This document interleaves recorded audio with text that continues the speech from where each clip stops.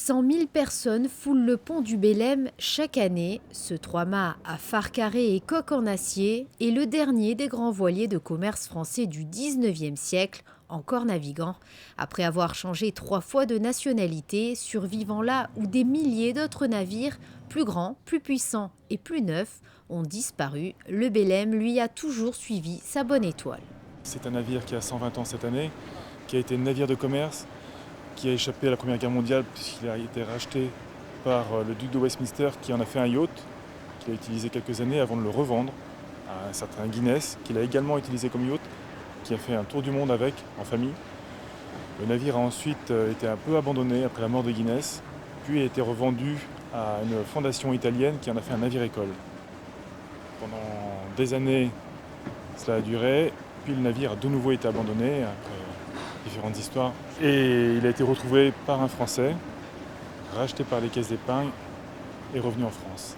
On reçoit, je vous dirais, 2 publics différents, puisque quand nous sommes à quai, on reçoit un public qui est intéressé par le navire, par le trois-mâts et son histoire, mais qui ne savent pas forcément qu'on peut naviguer à bord. Et là, j'arrive au deuxième public, ceux qui savent qu'on peut naviguer à bord, c'est ouvert à tous, et donc qui embarquent avec nous sur des navigations de 3 à 9 jours. Mécène historique de la Fondation Belém, la Caisse d'épargne poursuit son engagement depuis le retour du voilier en France en 1979. Ce mécénat a permis de construire une action exemplaire en matière de conservation du patrimoine et a contribué à faire de ce navire un modèle unique de transmission des savoirs au bénéfice d'un large public. C'est extrêmement simple en fait et c'est ce qui est très plaisant. Un navire comme celui-ci, ça représente un budget de fonctionnement de 3 millions d'euros, hein. Donc c'est quelque chose de très important. Les caisses d'épargne, l'ensemble des caisses d'épargne de France participent pour la moitié, 1,5 million.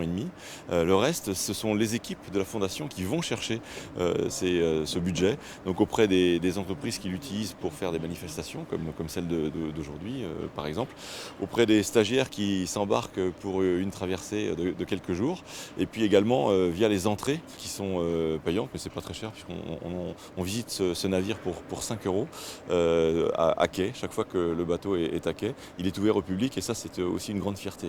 Pour nous, c'est encore une fois c'est du mécénat, mais on veut utiliser ce magnifique outil chaque fois que c'est possible. Et donc quand on a la chance de le voir en Méditerranée, il était là il y a 2 ans, mais il n'est pas tous les ans en Méditerranée. Mais on en profite nous pour faire venir nos clients, pour faire venir nos partenaires. Et là aujourd'hui, le club de l'éco Nice Matin, c'est avec beaucoup de plaisir que nous recevons les chefs d'entreprise que nous avons l'habitude de rencontrer dans des cadres qui ne sont pas celui-là, quoi. C'est toute la différence. Le Belém est amarré au port de Monaco jusqu'à dimanche. Des visites seront organisées à bord tout au long du week-end.